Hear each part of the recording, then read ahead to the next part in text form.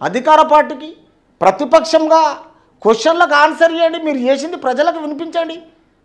అసెంబ్లీకి రాకుండా 5 కిలోమీటర్ల దూరం ఉన్న అసెంబ్లీకి రాకుండా 100 కిలోమీటర్లు ఉన్న నల్గొండ క్లాక్ టవర్ దగ్గర పోయి బహిరంగ సభ పెట్టి ఈరోజు మళ్ళీ మీదికెళ్ళి ఇట్లాంటి అరాచకాలు ఇట్లాంటి మాటలు ఏమనిపిస్తలేదా? కొంచెమన్నా అరే పబ్లిక్ కొంచెమన్నా నాలెడ్జ్ ఉన్నది.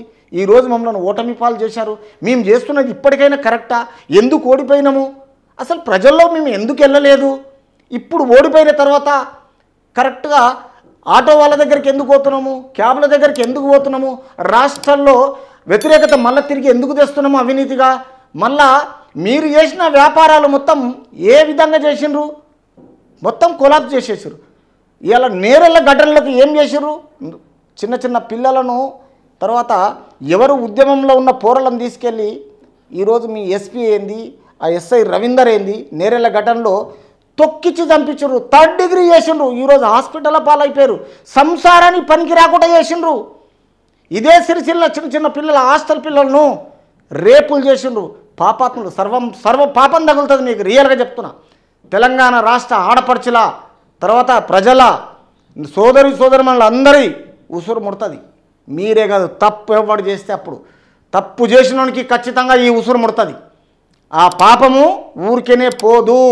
నేరెళ్ళ ఘటన లేనిది, హాస్టల్ విషయం లేనిది, మైనింగ్ విషయం లేనిది, శాండ్ విషయం లేనిది, మీ వ్యాపార విషయం లేనిది, తిరిగి మీకు ఏదైతే మీ ఫామ్ హౌస్ల విషయం లేనిది, మీ ఆస్తుల విషయాలు ఏంది, ఇంటింటి సర్వే విషయం లేనిది, తిరిగి మీ ధరణి విషయం లేనిది, తెలంగాణలో మీరు చేసిన అవినీతి పాలన గురించి ప్రజలంతా గమనించి మిమ్మల్ని ఓడించరు. తిరిగి మళ్ళీ మీరు రెచ్చగొడుతున్నారు. చూడండి, బాగా కావాలని కాదు, ఇది మీరు చేసింది గుండె మీద చేసుకొని ఒకసారి ఆలోచన చేయండి. తెలంగాణ రాష్ట్ర ప్రజలకు ఎంతవరకు మోసం చేసారో తిరిగి మళ్ళీ అతి తొందరలో రావాలి, ప్రజల్లో వ్యతిరేకత తేవాలి, అవిశ్వాసం తీర్మానం చేయాలి, మేము మళ్ళీ తిరిగి వస్తాము 6 నెలల్లో సంవత్సరం అనుకుంటాం. అంత ఈజీ కాదు, అంత ఈజీ కాదు. జాగ్రత్త వహించండి. మీరు ఎందుకు ఓడిపోయిందో తిరిగి మళ్ళా ప్రజా వ్యతిరేకత రాకుండా అతి తొందరలోనే 5 సంవత్సరాలు రావడానికి అవకాశం అడగండి ప్రజలకు తప్ప ఇప్పుడు ఏదో మళ్ళా దురాంకారణతోటి తిరిగి మళ్ళీ అధికారంలో వస్తేనే మాత్రం ఎప్పుడూ ఆలోచన చేయకండి. తిరిగి మీరు ఆర్టీసీని మొత్తం భూస్థాపితం చేసిందే మీరు పర్మనెంట్ చేయలేక ఈరోజు వచ్చిన 2.5 నెలలు కాలే అధికార పార్టీ కాంగ్రెస్ను మీరు అడగడం ఇది ఎంతవరకు కరెక్టో మీకే అర్థమవుతలేదు. హరీష్ రావు రాష్ట్ర ప్రభుత్వాన్ని డిమాండ్ చేస్తున్నారు. వాళ్ళని మేము ఎందుకంటే ప్రతిపక్షాన్ని కాంగ్రెస్ను పక్కకు పెట్టారు కదా, డిమాండ్ చేయకుండా ఛాన్సే లేకుండా చేసారు.